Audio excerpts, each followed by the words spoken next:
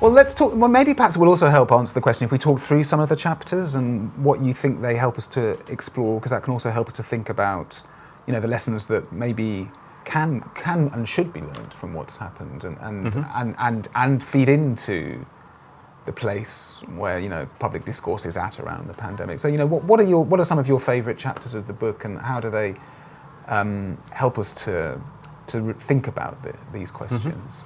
So let me maybe start with the chapters where I was myself involved. They're not necessarily my favorites. I think there are better chapters in the book than the ones that I was... Because just to explain, there are 4 editors of the book, and in fact, I think CG is going to do another podcast with one of the editors around the Global South chapters. But so each editor looked after some of the chapters. That's right, isn't it? That's correct. Yes. Yeah. And then also each of us wrote or co-wrote some of the chapters. Yeah. So I was directly involved with writing 2. One was the introduction, and then there's also a chapter in the book of my own. So maybe I'll speak to those first, and then I'll say a bit more about some of the other ones that I was involved with on the editorial front. So the introduction was co-written by myself and Sinead, who was another of the 4 editors of the book. And it looks at the role of social sciences. And Sinead is a philosopher, isn't she? Yes, she is. Yes. So again, very kind of interdisciplinary dialogue as part of that writing process, which was really very productive, I thought. Yes. But that introduction kind of looks at the role of the social sciences and the humanities at a time of crisis. And I think what it is trying to do, it is basically identifying a lot of these factors that we were talking about earlier that got in the way of the social sciences and humanities' ability to respond more effectively to what was unfolding in the world. But I think it's also trying to sort of walk a line between that and not sort of getting into this position of defeatism and saying, we have no agency and this wasn't our responsibility. I think it is that chapter is potentially maybe a little bit explosive in that it is also a kind of a critique aimed at our own ranks. Right. So it's not just trying to say the government ignored our voice, people didn't listen to us. Yes. It's also saying we didn't speak up, we didn't have the courage and the bravery to overcome some of these systemic problems that we all face. However, I think there still is a failure and a reckoning to be had on the part of the communities of social scientists and humanists themselves. And making sense of that and learning lessons from it. So that is what that chapter tries to do. Then my own chapter looks at what we can learn from cultural anthropology as a field in making sense of the pandemic, and it's specifically looking at some of the insights that have come from the discipline over the years about myths and rituals. Right.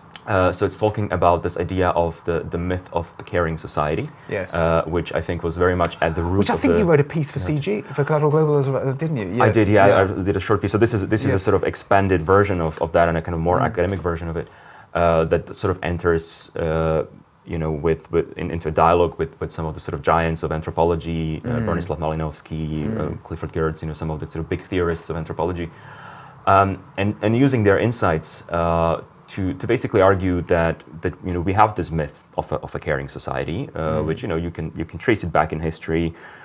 You can look at the ways in which Western societies have come to think of themselves in contrast to societies in the East or in the South.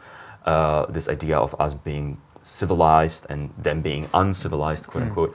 And I think that a part of that sort of sense of Western superiority and quote unquote civilization is this idea, that we value every single life and that we're going to do kind of whatever it takes to preserve life.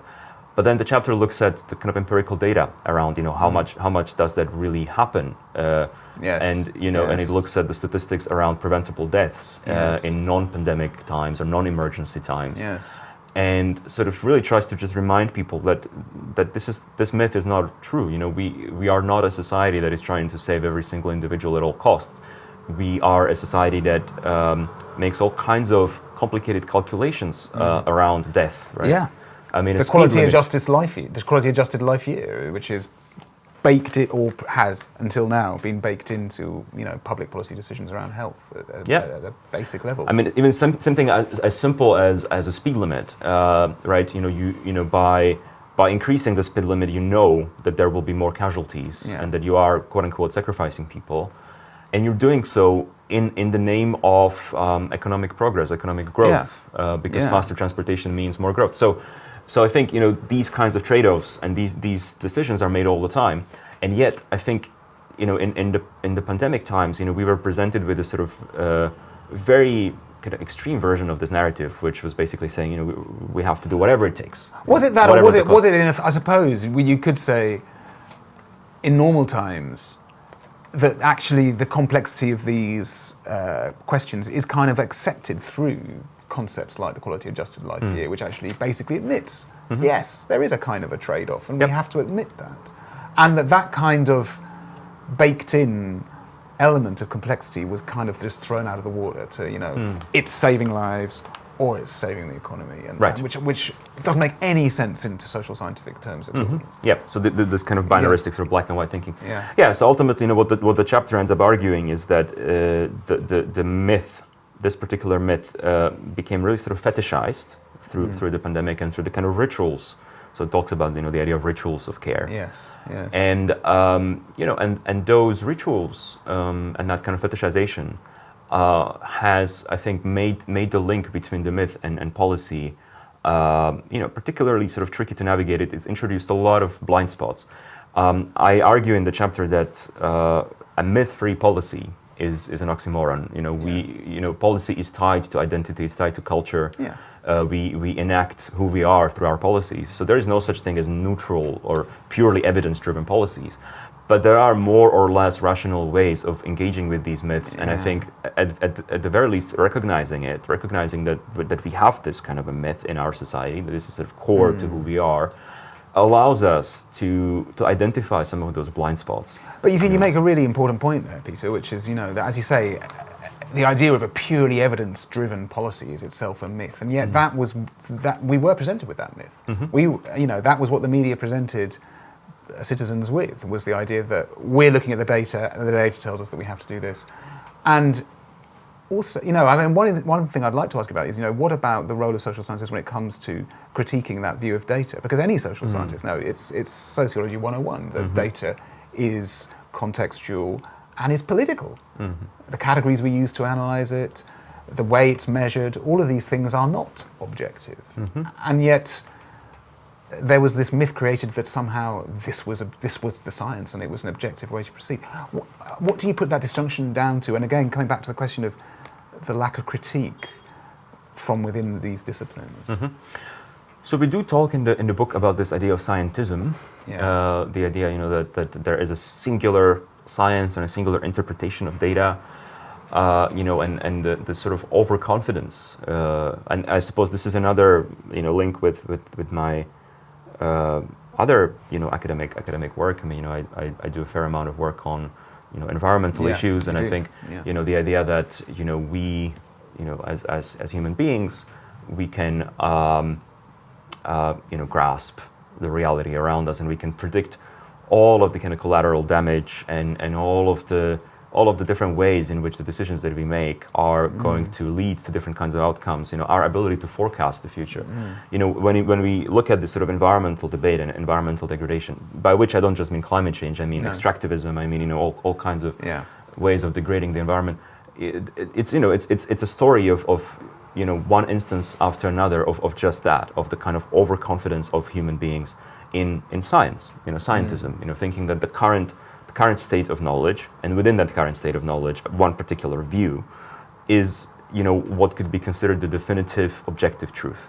We see that over and over again. And it's a kind of utopian view, really, isn't it? It is. It really is. And we could spend hours and hours debating, where that came from. The role of colonialism and othering and the binaries between sort of Western quote unquote rationality and the non-Western non-rationality. Right? I think is a big part of that history. That through the history of enlightenment and so on, we see ourselves in the West as sort of superior. And of course, that worldview then has spread to other countries, notably China, which of course. Kind of created the model for the pandemic response that other countries then adopted. So I do think there's a very long and very complicated history of how this came about. But I suppose to address your question about what is the role of social sciences and humanities in that when it comes to that particular issue. we almost, I suppose, we don't quite put it in this way, but we almost suggest, I suppose, in the book's introduction that, you know, social sciences can kind of save science from itself, right? Right. That you know Yeah. that it's really this kind of inseparable companion to the natural sciences. That you need those social science perspectives if you are to actually accomplish the very thing that science is trying to accomplish. Well, science is embedded in society at the end of the day. So Exactly.